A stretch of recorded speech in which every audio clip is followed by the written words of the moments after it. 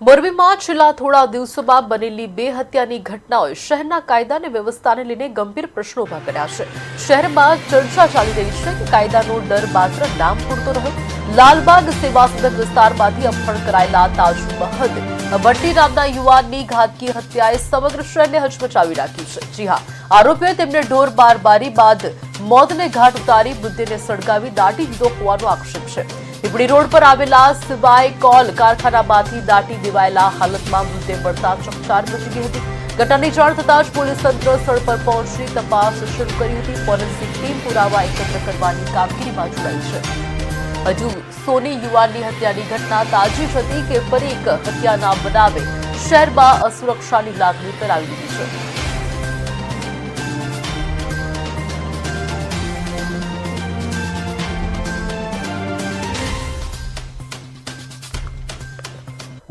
તાજ મોહમ્મદભાઈ કરીમભાઈ જે પોતે ગુમ થયેલા હતા, એની પોતે લાલબાગ પાસે જમીન લે વેચનો ધંધો કરતા હોય અને બાલાભાઈ થોભણભાઈ બંને જગ્યા જોવા માટે ગયા હતા।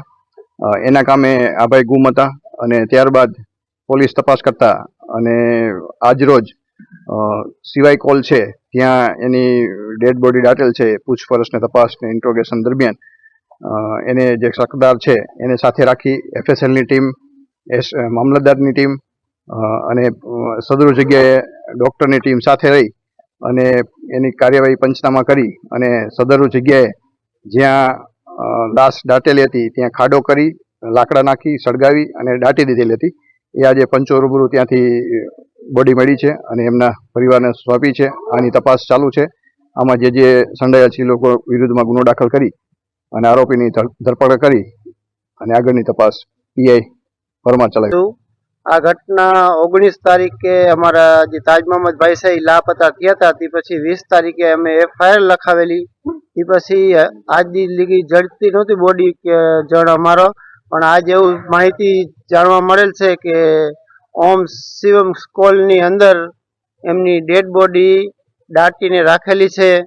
તે સ્થળે અમે સવારે ગયા ને અહીંયાથી પીઆઈ અધિકારીઓ સાથે મળીને જેસીબીથી કાઢીને એમાં ડેડ બોડી કાઢેલ ને ડેડ બોડી હવે સિવિલે લઈ જશે।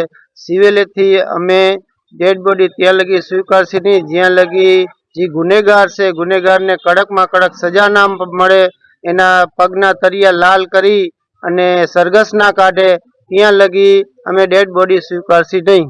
ધન્યવાદ। અત્યારે ડેડ બોડી જે મળી છે એ આખી બોડી મળી કે શું છે અને કેવી રીતે અહીંયા ખોવાઈ ગયેલી હાલતમાં મળેલ છે ને સળગાવી નાખેલું છે। અડધો ભાગ મળેલો છે, બાકી બધું બળી ગયેલું છે। કયા કારણોસર હત્યા કરી એવું લાગે છે?